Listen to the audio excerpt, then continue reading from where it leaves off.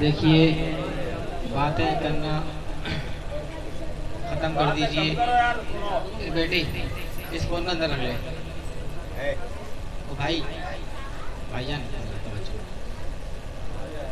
آپ بھی جانتے ہیں کہ اس میں مال بھی لگا ہے لوگوں کا, جان بھی لگی ہے, اور لوگ بہت دور دور سے بھی آئے ہیں. یہ مفتی صاحب آپ کے سامنے موجود ہیں, یہ بہت دور سے آئے ہیں, آپ کو ان کو بھی سننا ہے. اگر آپ انہیں نہیں سنیں گے تو ان کا آنا, ان کا مال لگانا, ان کا جان لگانا, ان کا وقت لگانا سب آئے ہو جائے گا. تو یہ ادب کی محفل ہے. میں نے آپ کو سلام کیا, کسی نے جواب ہی نہیں دیا. پھر دوبارہ سلام کر رہا ہوں. السلام علیکم ورحمۃ اللہ وبرکاتہ. الحمدللہ رب العالمین والعاقبۃ للمتقین والصلاۃ والسلام علی رسولہ الکریم وبعد فاعوذ باللہ من الشیطان الرجیم بسم اللہ الرحمن الرحیم. لن ينال الله لحومها ولا دماؤها ولكن يناله التقوى منكم. صدق الله مولانا العظيم وصدق رسوله النبي الكريم ونحن على ذلك لمن الشاهدين والشاكرين والحمد لله رب العالمين. سامعین محترم, بھائی برائے کرم باتیں نہ کریں, باتیں نہ کریں.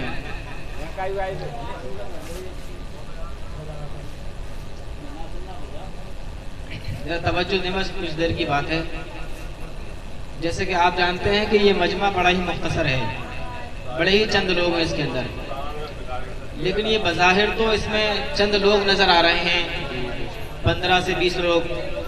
لیکن جب اللہ تبارک و تعالیٰ کے فرشتے اس دنیا میں تشریف لاتے ہیں اور وہ جب اللہ تبارک و تعالیٰ کی بارگاہ میں حاضر ہوتے ہیں اور اللہ تبارک و تعالیٰ ان فرشتوں سے پوچھتا ہے اے فرشتوں تم کہاں سے آ رہے ہو, تو وہ فرشتے عرض کرتے ہیں مولا ہم دنیا سے آ رہے ہیں.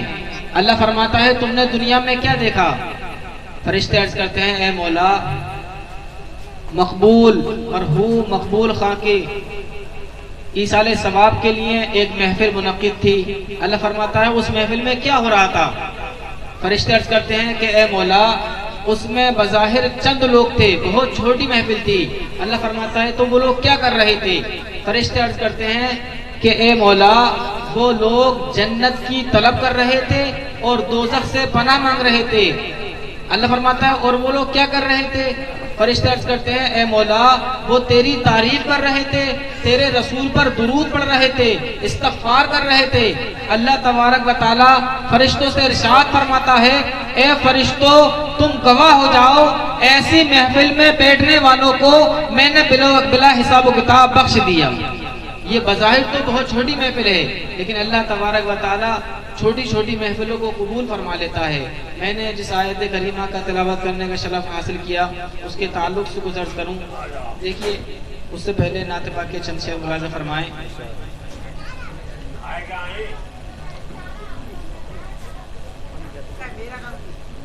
عشق سرکار میں جینے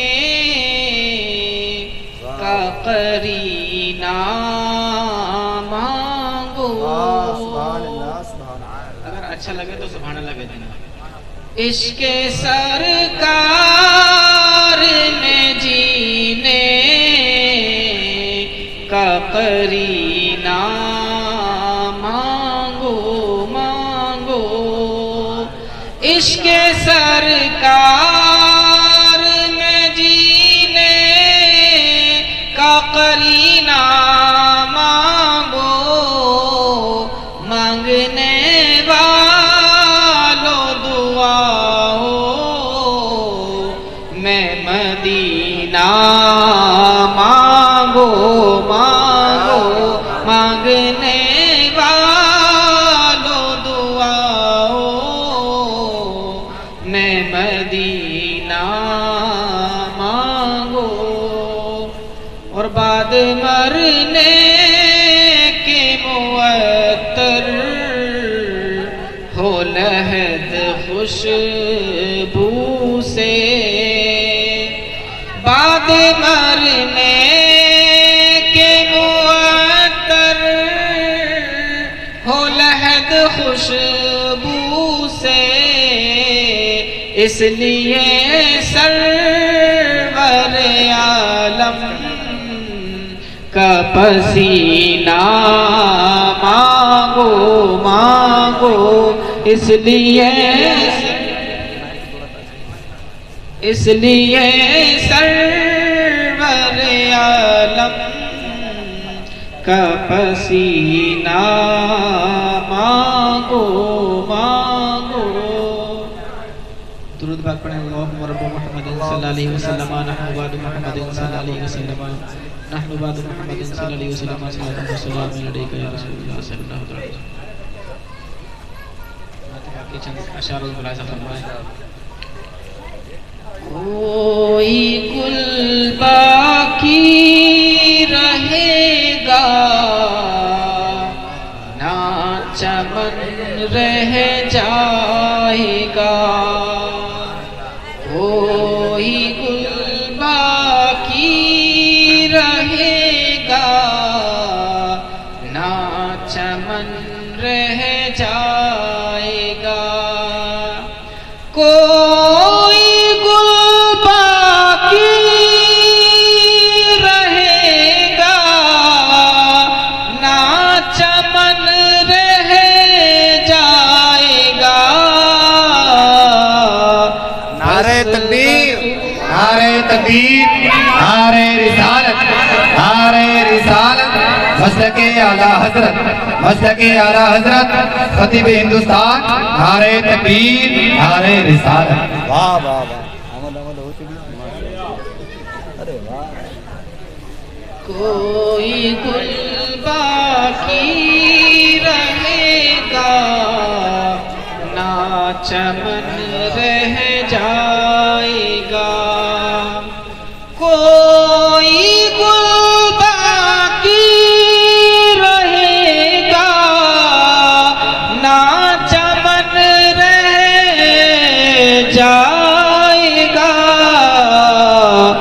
بس رسول اللہ کا دین حسن رہ جائے گا، پر رسول اللہ کا دین حسن رہ جائے گا۔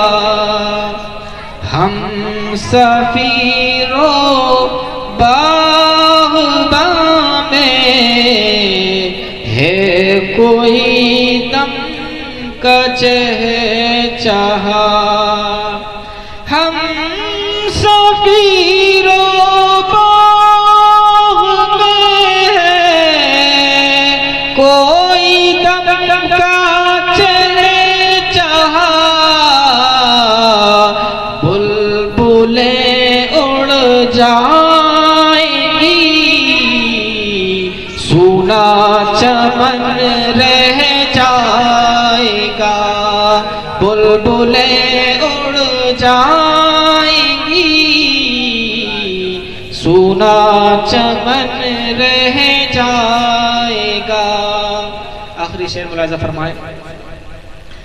اطلس و کم خواب کی پوشاک پر نازانا ہو تم، اطلس و کم خواب کی پوشاک پر نازانا ہو تم، اس تن بے جان پر، اس تن بے جان پر خاکی کفن رہ جائے گا، اس تن بے جان پر خاکی کفن رہ جائے گا۔ درود پاک پڑھیں صلی اللہ علیہ نبی وآلہ صلی اللہ علیہ وسلم۔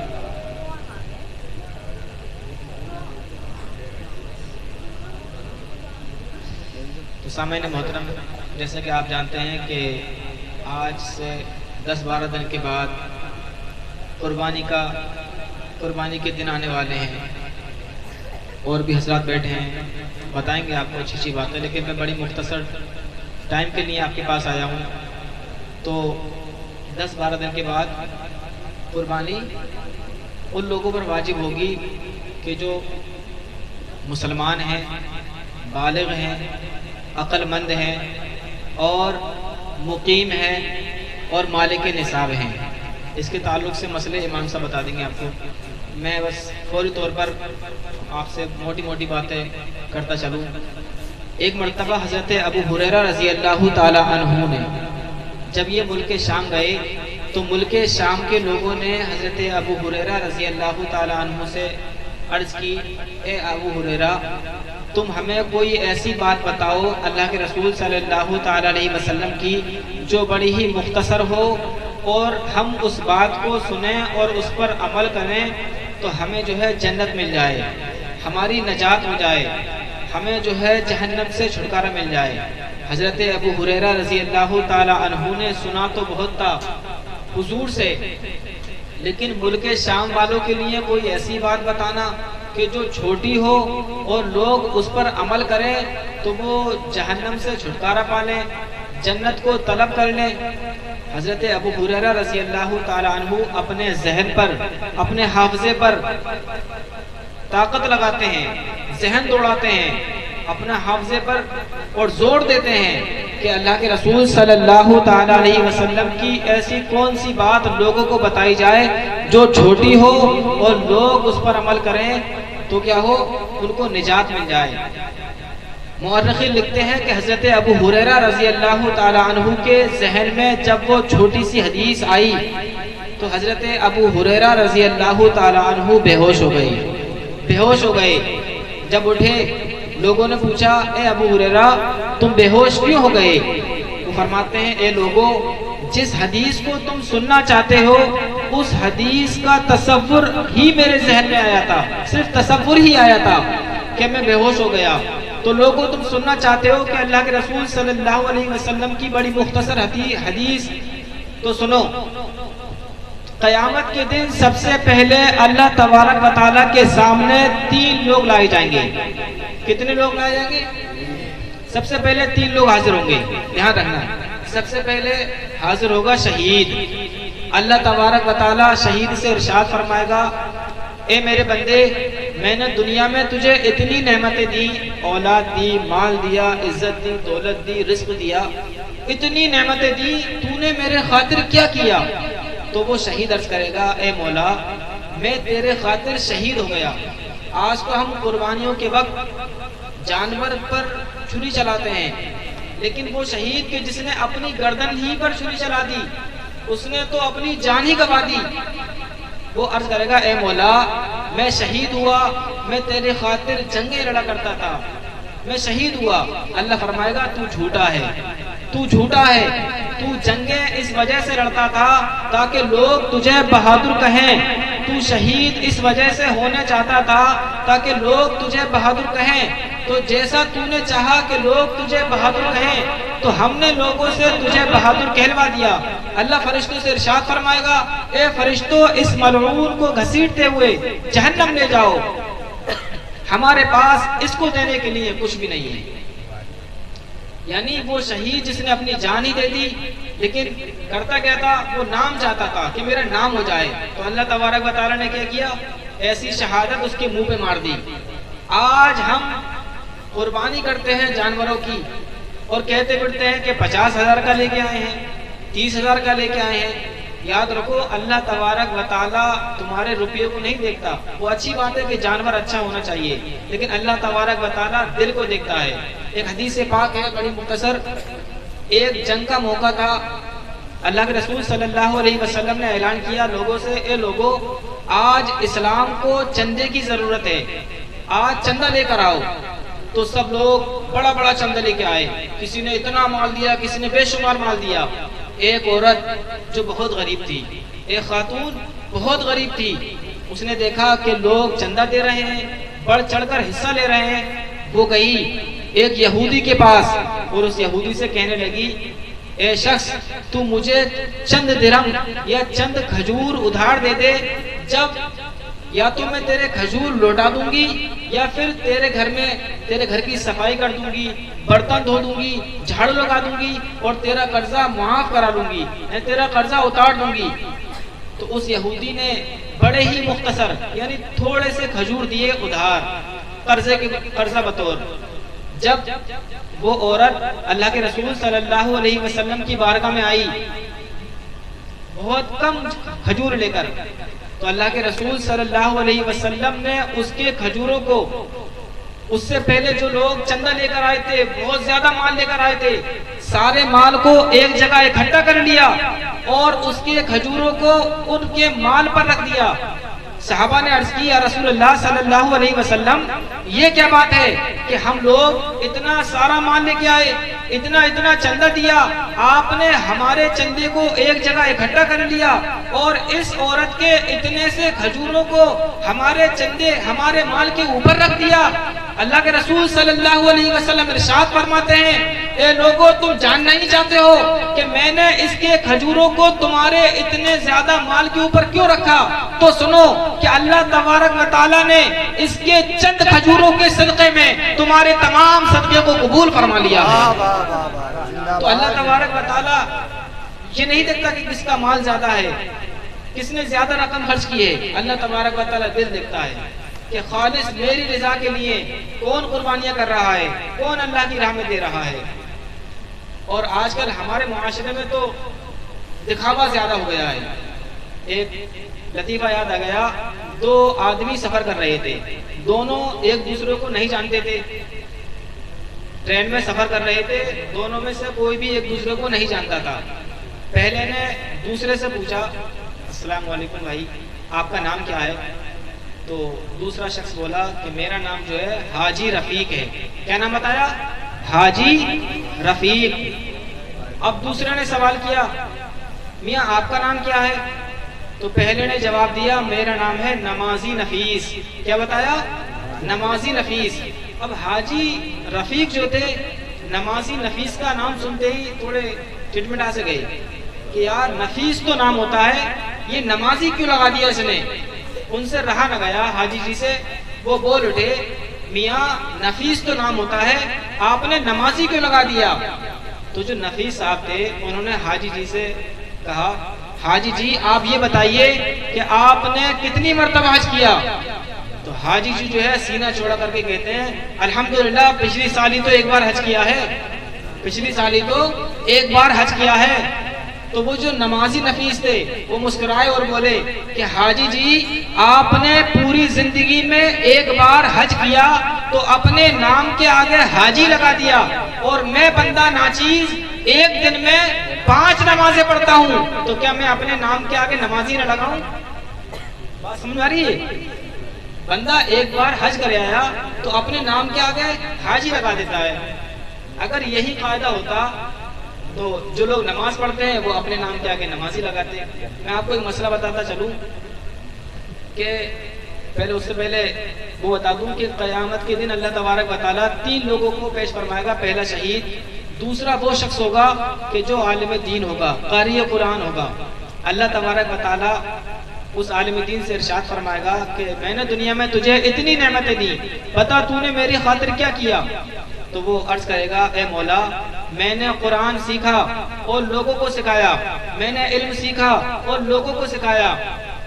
اللہ ارشاد فرمائے گا تو جھوٹا ہے، تو جھوٹا ہے، تو نے قرآن اس وجہ سے سیکھا تاکہ لوگ تجھے قاری صاحب کہیں، تجھے حافظ صاحب کہیں، تو نے علم اس وجہ سے سیکھا تاکہ لوگ تجھے عالم صاحب کہیں، تجھے مفتی صاحب کہیں، تو چاہتا تھا کہ لوگ تیری عزت کریں، تو دنیا میں لوگوں نے تیری عزت کی، تو جیسا چاہتا تھا ہم نے تجھے تیرا بدلہ دنیا میں دلوا دیا، اب ہمارے پاس تجھے دینے کے لیے کچھ نہیں ہے۔ تو بتانا یہ چاہتا ہوں کہ اگر کوئی کام جو عبادت والے ہیں، جو اللہ تبارک و تعالیٰ کو راضی کرنے کے لیے ہیں، اللہ تعالیٰ کو راضی نہ کر کے اگر لوگوں کو خوش کرنا شروع کر دیں کہ ہمارا لوگوں میں نام ہوگا، ہم مشہور ہوں گے، لوگ ہمیں حافظ صاحب کہیں گے، لوگ ہمیں حاجی صاحب کہیں گے، لوگ ہمیں مفتی صاحب کہیں گے، تو ایسے تمام نام اور ایسی تمام عبادتوں کو اللہ تبارک و تعالیٰ تمہارے منہ پر مار دے گا۔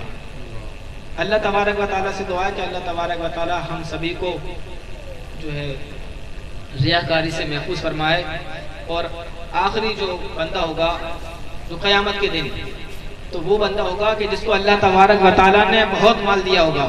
اللہ فرمائے گا کہ میں نے دنیا میں تجھے اتنا مال دیا، تو نے اتنے سارے مال کا کیا کیا؟ وہ عرض کرے گا اے مولا میں نے دنیا میں صدقہ کیا، خیرات کی، زکوٰۃ دی۔ تو اللہ فرمائے گا تو جھوٹا ہے، تو صدقے، زکوٰۃ، خیرات اس وجہ سے کرتا تھا تاکہ لوگ تجھے سخی کہیں، تو چاہتا تھا کہ لوگ تجھے سخی کہیں، تو لوگوں سے ہم نے سخی کہلوا دیا، اب ہمارے پاس تجھے دینے کے لیے کچھ نہیں ہے۔ تو لوگوں، اللہ تبارک و تعالیٰ کی بارگاہ میں دعا ہے کہ اللہ تبارک و تعالیٰ ہم سبھی کو جو ریاکاری سے محفوظ فرمائے، اور میرے کہنے میں آپ لوگوں کے سننے میں کوئی غلطی ہو اللہ تبارک و تعالیٰ معاف فرمائے۔ ابھی میرے بعد آپ لوگوں کو اور بھی لوگوں کو سننا ہے، اس لیے وقت کم ہے، انشاءاللہ پھر وقت ملے گا تو پھر سنانے کا موقع آپ لوگوں کو دیا جائے گا۔ وما علینا الا البلاغ۔ السلام علیکم ورحمۃ اللہ تعالیٰ۔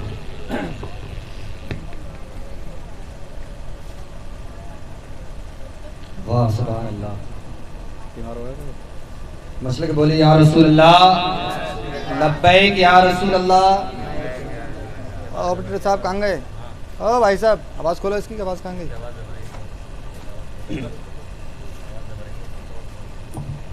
سبحان اللہ۔